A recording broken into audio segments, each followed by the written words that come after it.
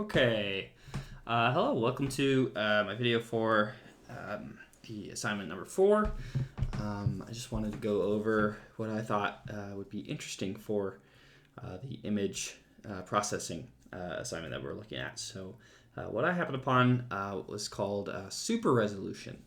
So I found this a site called Deep AI that does super resolution, and you can read from their API. It uses machine learning to sharpen and upscale a photo without kind of losing the bad, the other parts of the image.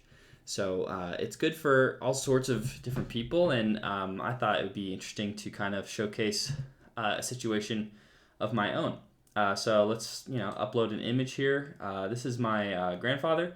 He passed away somewhat recently, a couple years ago, and so I thought it'd be great that I'll show you the actual photo here. So here's him back in the 1950s. That's him.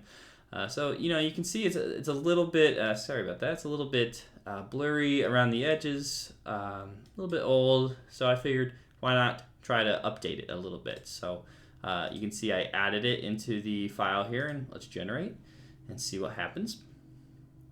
I've tested it before, so you'll see. I mean, it looks pretty great there. Let's download really quick, and then I think it'd be fun to do a side by side. So we'll open the file here. Oops, sorry about that. We'll open the file here. We'll do the side by side of this.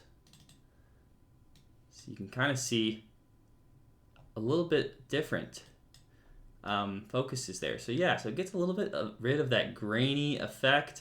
Makes it look a little more like a natural photo. So I think it's pretty interesting. It gets rid of all of that grain, makes it look more like a photo from today a little bit. With of course the sepia tone is different now than it was then, but so it's an interesting kind of tactic that people can do to kind of update in post-processing of their photos. And I think it's very useful for doing old photos and making them more, just cleaner, look nicer.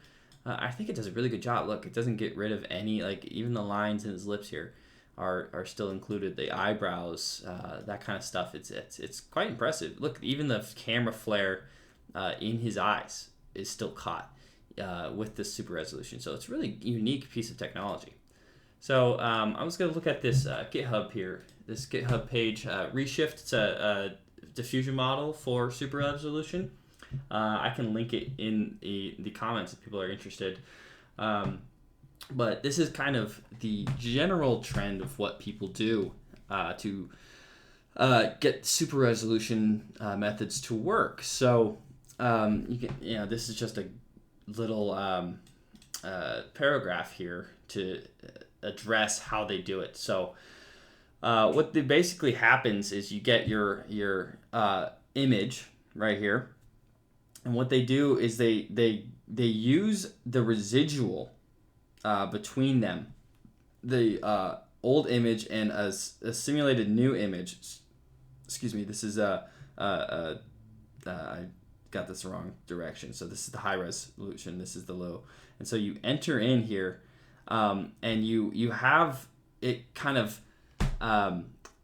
push the old image through multiple iterations of the Markov chain that kind of, you can read it here, between a high resolution image and a low resolution image, and it shifts the residual between them.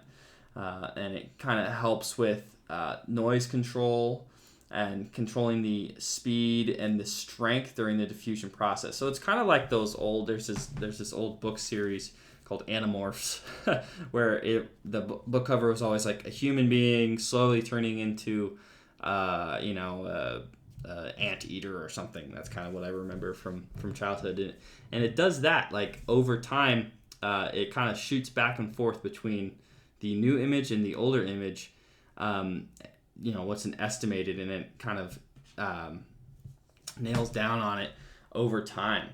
So you can see a couple different images here, like Abe Lincoln. You can kind of pull here. Boom, there's the old blurry image. There's the new. it's not perfect, but it works, and it's a pretty decent technology. So, yeah, I just thought that'd be an interesting thing to share. So yeah, thank you.